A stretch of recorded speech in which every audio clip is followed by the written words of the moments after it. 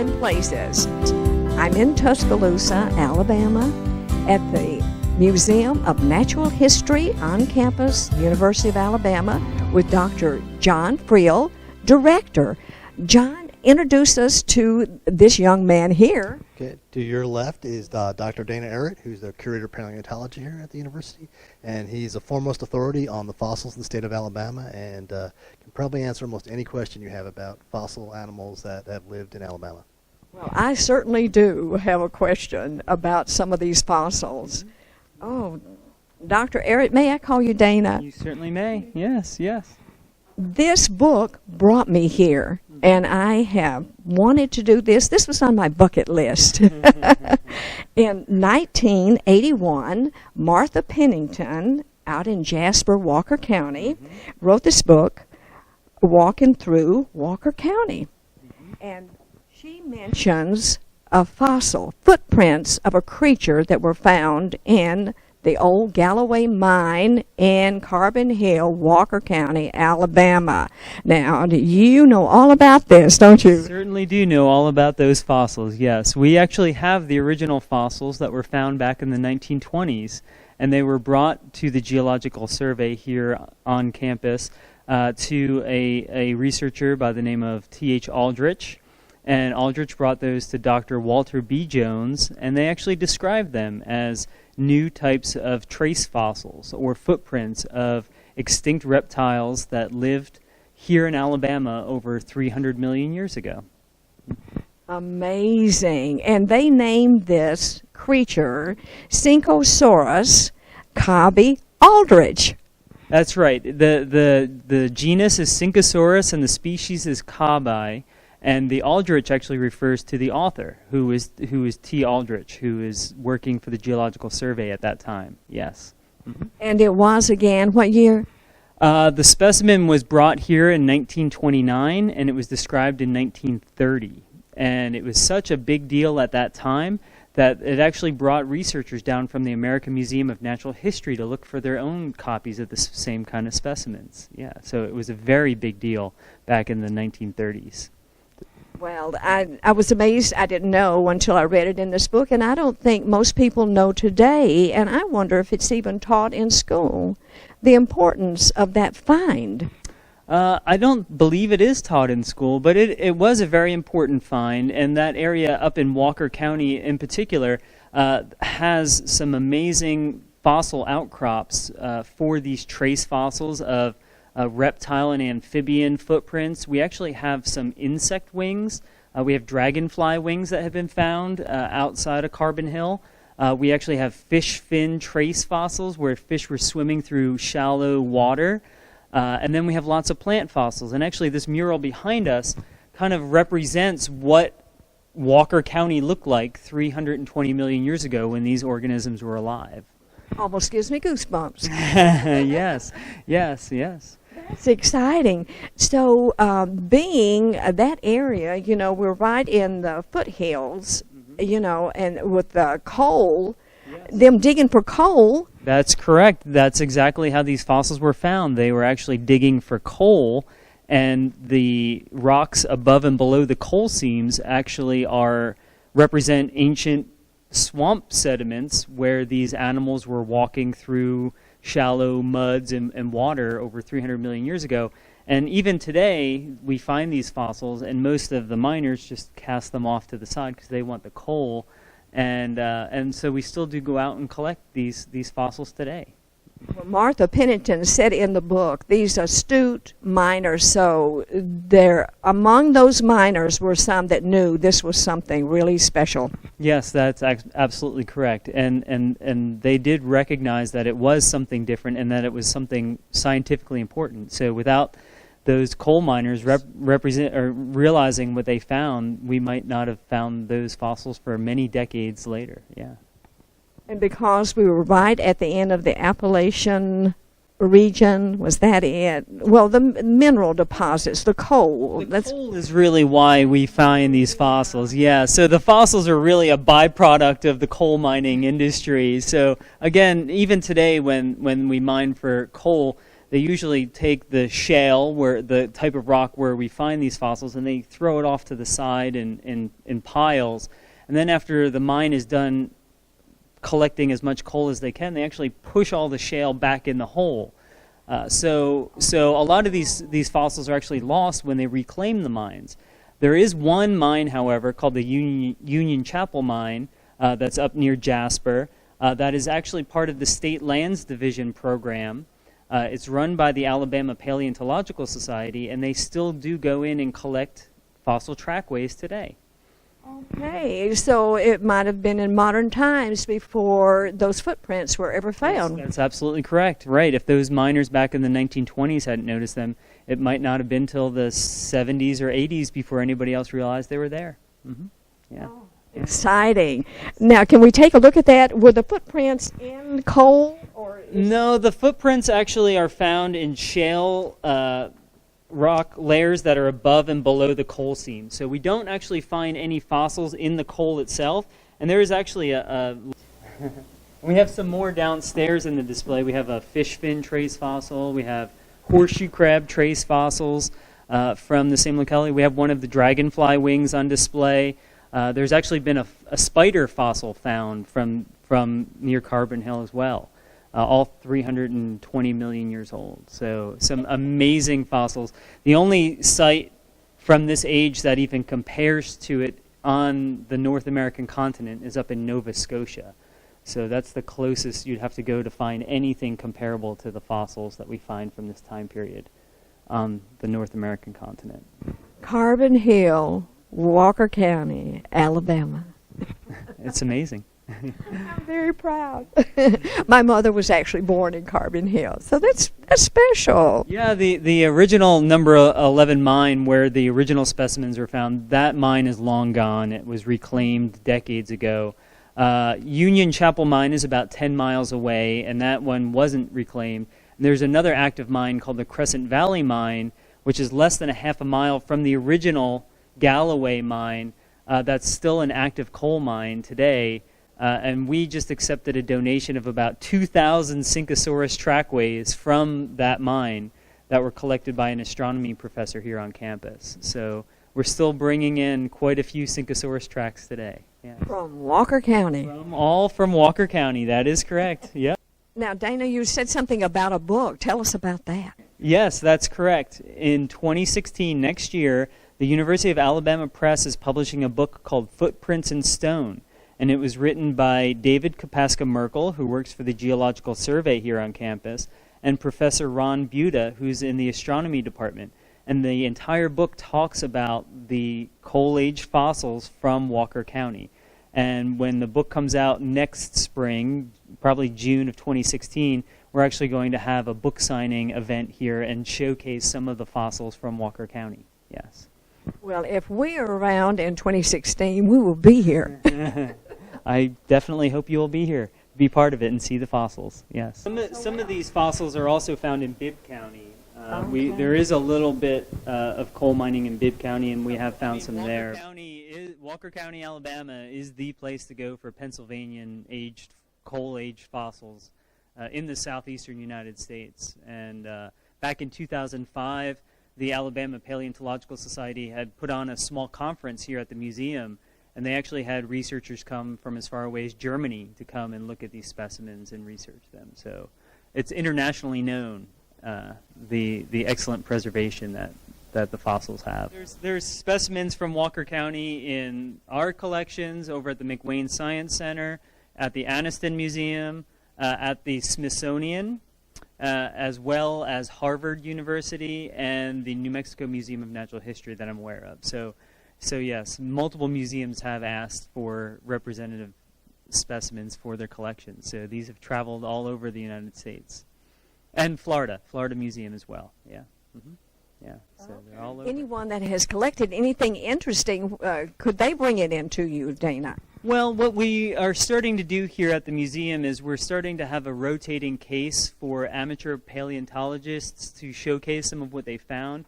And we've been mostly working with the Alabama and the Birmingham Paleontological Societies. So members of those societies actually can sign up, and we're going to rotate out every month or two one member's personal collections to showcase how important amateur paleontology really is to our science. They're the feet on the ground finding things. That's exactly correct, and that's how these fossils were originally found, not by a paleontologist, but by coal miners. So we do rely heavily on the public to help us find fossils, because there's only a few paleontologists out there, but there are thousands and thousands of people that are interested in fossils. So we need all the eyes on the ground looking for fossils for us. Yes. Yeah, I mean, if we'd like to go downstairs, we can look at a few other fossils as well, some of which were collected by amateur paleontologists associated with the Alabama Paleontological Society. Yes. Okay. Anything else from Walker County? Yes, there are. As I mentioned, we have one of the insect wings on display. It's a new species of fossil dragonfly. Our spider fossil is downstairs, and we have some fish swimming trace fossils as well, all from Walker County downstairs. Yes. Let's go see them. Okay. Just 2 years. Sure. Yes. I've only been here at the University of Alabama Museums for the past 2 years, and during that time, I've relocated a lot of these original trackways from Carbon Hill. When I got here 2 years ago, I was told that most of the specimens had been lost. But through diligence using some of the original literature back from 1930, some of the photographs in the paper, I was able to relocate the specimens in our collections. Yeah. We are so glad you did, Dana. What I have here, this is the original. This is what's left of Syncosaurus cobbe, the original specimen collected in 1929, and here's what the specimen looks like, unfortunately, today. Well, not unfortunately, but here's what it looks like today. So we've lost part of it. So in the preceding 90 years, unfortunately, the specimen was not treated properly. But I was able to match up the footprints with the original photographs, which we have, and this is the original specimen. And on the reverse side, they had actually glued a piece of paper identifying it as Syncosaurus on the back. And that was one of the ways I was able to identify it as the holotype of Syncosaurus. Without a doubt. And it has to be a remnant, doesn't it? I mean, it's the Yes, exact. I think we're actually looking pretty much at the middle section. The middle section here, I believe this footprint right here is actually this footprint right here. It's kind of hard to see, but yeah, I've used the magnifying glass with the specimens, and I'm pretty sure that that's where we're looking at on the specimen. So, but we do still have a piece of it left. It does break down over time, so we can't be too harsh on my predecessors. This might have just happened naturally as well. But you take great lengths to keep this safe, don't you? Yes, we do. When we talk about a holotype of a specimen, a holotype really means when the specimen was originally described, one particular specimen becomes what we call the definition or the holotype of a new species. And so this is the definition of Syncosaurus cobbe. So if another researcher wanted to compare trackways to see if they had Syncosaurus or not, this is the exact specimen that they would want to come and see. So the holotypes we actually keep in locked cabinets. So even in our collections, which is behind locked doors, this is in a locked cabinet in the locked collection. So these don't see the light of day very often. Yeah, they're priceless to us in the scientific community. And this is actually a more recent Syncosaurus that was also collected from this is collected from the Union Chapel mine north of Jasper. And if I kind of turn this Syncosaurus around, you can see that they are very similar, very long toes, long digits on the specimen. This one, the foot, we have front and hind feet preserved, as well as plant material on the same specimen. So when we want to make sure we have Syncosaurus, we'll go back to the original and then compare with some of the newer ones we find. Any idea when this was collected, Dana? This one was collected back, I can tell you exactly. This was collected in 2014, so this was just collected last year. As I've mentioned earlier, the Union Chapel mine is part of the State Lands Division, and the Alabama Paleontological Society still do monthly digs there. And this was collected by the president of the Alabama Paleontological Society, Prescott Atkinson, and he donated that to the museum last year. Yes. My goodness, I'm so glad that's still going on. Yeah. Yes. What are these other examples, Dana? So I brought a few other specimens here. Syncosaurus is one of the most famous and probably one of the most prevalent fossil trackways that we get. And Syncosaurus represents a small reptile similar to a race runner or a skink that we might find here in Alabama today. But we also had larger reptiles, and this is one known as a Tenosaurus subulensis. And these are actually the digits from a Tenosaurus here, so it's one footprint. And a Tenosaurus would have been a large reptile, maybe the size of a Komodo dragon, so maybe 7-8 feet long, a much larger animal than Syncosaurus. Yes. And we have the original holotype for Syncosaurus, for a Tenosaurus as well, except that is in multiple pieces, and the original slab was about 6 feet long. So we're in the process of repairing that specimen. So I just brought out an example to show you a larger trackway from a larger animal. When you compare Syncosaurus and a Tenosaurus, you can see there's a very large difference. Now, is that referred to as a fossil or just a piece of slate? Well, these are fossils. Yeah, there are multiple types of fossils we have. The typical, if you watch Jurassic Park, where they dig and find a skeleton, we call those body fossils. What we're actually looking at here are trace fossils. So they are traces of organisms that were left behind. So we don't have any skeletons, we don't have any bones from these animals, but instead what we have are traces of their lives. And in this case, we have their footprints. So we get footprints. Sometimes we'll get tail drags if the animal was dragging its tail behind. And so these are all a specific type of fossil. And within paleontology, this is a subset of the study of paleontology, and it's actually called ichnology. And it's the study of trace fossils.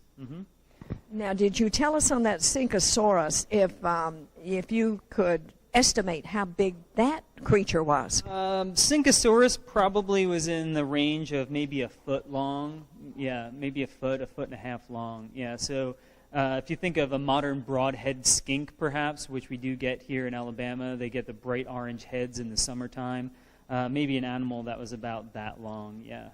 So not overly large, but again, we're talking 320 million years ago. These are some of the earlier animals, 320 million years ago. So these are some of the earliest reptiles that were living on land during that time period. So we just don't have the large dinosaurs yet. These are a Tenosaurus is probably about one of the largest land living animals during that time period. Yes. 7 to 8 feet. I wouldn't want to encounter that. No, I certainly wouldn't either. I would not either. And the last specimen I brought out to show, and this one's a little difficult to see, but this is actually an insect wing. And there is actually one wing here, and there's a second wing here. You have to hold it up in the right light, but this is from a fossil dragonfly. So we saw one of the dragonfly wings in the case over there. That was a little bit more easy to see, but this is a second one, and this is a holotype as well. So this is a new species of dragonfly that was described from these wing impressions. Again, Dana, how old would you think this specimen is? Most of these specimens come from 315 to 320 million years ago. That time period is called the Pennsylvanian, and that name comes from the fact that the original sediments of this age were found in Pennsylvania. So together, the Pennsylvanian and Mississippian time periods represent what we call the Carboniferous. And the name Carboniferous comes from the fact that we find a lot of carbon or coal in those deposits. Yes. And again, Alabama was underwater. Yes, most of Alabama was underwater. At this time, Walker County was really a swamp. It was a very dense, forested swamp, shallow waters, and we have reptiles, we have horseshoe crabs, we have fish living there at this time, we have large dragonflies and spiders we found. So it was a host to a wide range of both plants and animals. Oh my. we were looking up, I was looking up the history of Galloway Mine, and you said again that was, which mine number? Galloway number 11 mine. Yes, that's where these specimens came from originally. Yes. And in 1929, and remember the publication that I saw that, it gave no year. And so I just assumed that it was when the mines were first operating, like 1890 era. But 1929, in the 1920s, my grandfather, James J. Wright, was a coal miner at Galloway. But I just don't know what mine number before he moved his family out to Nauvoo. Wow, that's amazing coincidence. And so maybe back in the 1920s, he was helping collect some of these specimens. It's definitely possible because we find them not only from the number 11 mine, but they come from mines all over that area. So there's a very good possibility he could have been collecting some of these specimens. Yeah. Oh, that's so exciting for me. And to think that this publication came out in 1930, and you still have these. That's correct. Yes, we have actually boxes of ones that just never got distributed because in the old days you'd have to make a very large print run. So we have, originally they probably sold or made a couple thousand of them, and we do give them out to researchers because they are still useful. And paleontology, unlike some of the other sciences where cutting-edge technology is coming out every day, we still refer back to papers and books that were published in the 1800s, early 1900s, and that information is still relevant to our research today. An important Very important. research item. Well, again, without having a copy of this publication, I wouldn't have been able to relocate these specimens in our collection. So, very important piece of document there. Yeah. Okay. Footprints from the cold measures of Alabama. Yes. And again, this paper spurred interest in research on these specimens. It even attracted the attention of George Gaylord Simpson, the famous paleontologist from the American Museum of Natural History, who made a special trip down to Walker County to secure specimens for the American Museum of Natural History. Yes. Was that from Washington, D.C.? No, New York City. Yes. So he came all the way from New York City to try and find some of these specimens for the American Museum. Yes. That is incredible. And you did say that you even have international visitors. Yes, that is correct. We've had some German researchers that came over and helped describe some of these insect wings, and they're also interested in some of the plant fossils as well. Yes, so it's true. Yeah, it's an international area of research. Mm-hmm. Are any of these specimens in the New York Museum? Unfortunately, the specimens never made it to New York City. They made it as far as Memphis to the Pink Palace Museum, and they actually had a falling out with the New York Museum because they were supposed to trade fossils with the New York Museum, and the New York Museum never traded fossils back, so the specimens never made it to New York, interestingly enough. Dr. Ron Buda, who's in our physics and astronomy department, was actually able to track those specimens down, and they're still behind the Pink Palace Museum in Memphis. But we do have specimens from Walker County on display at the Harvard Museum up in Boston. And there are now a collection of these specimens at the Smithsonian in Washington, D.C., which are on display as well. The Anniston Museum in Anniston, Alabama, also has collections on display. And the Florida Museum of Natural History does as well. What year was that, Dana, that was going on? Oh, that must have been the 1930s or early 1940s. Yeah. So, like I said, Dr. Simpson did come down and he secured the specimens, and they made it as far as Memphis, but they never made it all the way because Memphis was waiting to ship the specimens as soon as Alabama got the materials from the American Museum. And since the specimens never made it from the American Museum, the Memphis never sent the specimens north, so they just languished there. Back up in the 1970s and the 1980s again. And then with the Union Chapel mine being designated in 2005, that really brought a lot more prominence to the importance of these fossil trackways again. Yes. And Dr. Buddha does know where this Union Chapel mine is. Well, yes. Yeah. Again, the Union Chapel mine is north of Jasper. It's a part of the State Lands Division. He's also been working a second mine called the Crescent Valley Mine. He worked it from 2011 to 2013. And that mine actually butts up to the original number 11 site. The original number 11 mine is no longer there. It was backfilled after they collected the coal. But there is an active mine very close by, and Dr. Buda has been collecting Syncosaurus trackways in a close-by mine. And he recently donated roughly 2,000 specimens that we've been adding to our collections over the past 2 years. Yes, and as a result of his efforts, he's also been able to put together a new book that will be coming out through the University of Alabama Press on trackways from Walker County, Alabama. Yes. And it will be exclusively on Walker County fossils? Yes, that's correct. The specimens, all of the specimens figured in the book are from Walker County. Yes, from both the Union Chapel mine and the Crescent Valley mine. Yes. And when is that due out?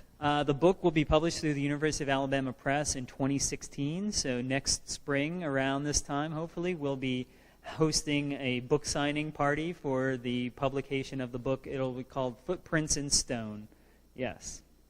That is exciting, and we are really looking forward to that and hope to be back with you then. And Dr. Buddha. Yes, he will be here, and his co-author, Dr. David Kapaska-Merkel, who works at our Geologic Survey as well. So they worked on the book together. I actually wrote the foreword to the book and the appendix listing where all of the specimens figured in the book.